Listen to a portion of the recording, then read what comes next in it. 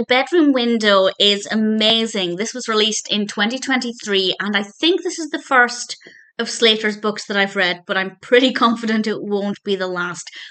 I don't want to go into too much detail about the narrative because it is very unpredictable, but in a way where everything makes sense. It's not one of those narratives where unexpected things happen and it's really difficult to connect the dots. Everything is really well explained while still keeping that suspense. But very briefly, it's about a family, two parents and a little boy, move into this cottage in the grounds of this grand home. It's called Sea Spray House, and they moved there because Neil, the husband, has got a job basically managing all of the people on the grounds, the people who work on the grounds. And this is a fresh start for them. They're really looking forward to this. Their young son, Albie, is really enthusiastic because they've moved to by the sea, and this is a great place for a young boy to grow up. And then Albie starts to spend a lot of time at Sea Spray with his father.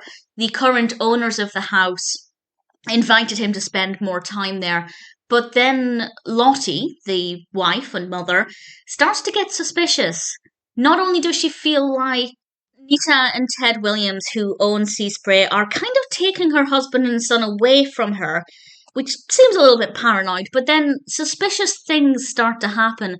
And she also believes the people who lived in the cottage before her family, left under mysterious circumstances. So there are a lot of different things going on here, and nothing is very clear to Lottie, and indeed to us as readers. And obviously things begin to unravel and we learn a little bit more, but it's never very clear what's going on. In fact, I worked something out before, at the very end of one chapter. I worked it out just as we were going into the reveal of what was happening. This is towards the end. So it wasn't until right before it was revealed that the penny dropped for me, and I love that. Because I hate working things out too quickly because it spoils the suspense, and that's absolutely not a problem with this whatsoever. It's mostly told from Lottie's perspective, but occasionally we'll get Neil's perspective, and he's coming from a very different place. He has a lot more belief in his employers and I guess respect for their privacy, whereas Lottie, not so much. And on the one hand, I know where she's coming from, or I can understand where she's coming from because she's got a young child, she wants to protect him, she's concerned that something untoward is happening.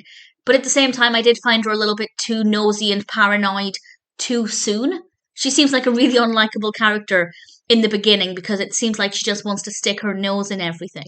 But as the narrative progressed, I didn't blame her at all for getting more and more involved and I guess more and more curious about what was going on. And I don't want to say any more than that because it is very suspenseful and I really thoroughly enjoyed it. And it's generally very well written. There are some grammatical errors here and there, but nothing that would stop me from reading it.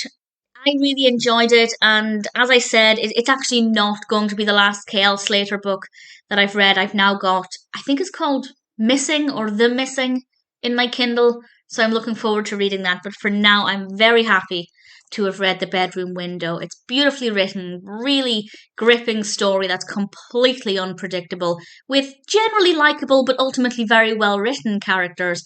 And if it sounds like your kind of thing, I absolutely recommend it.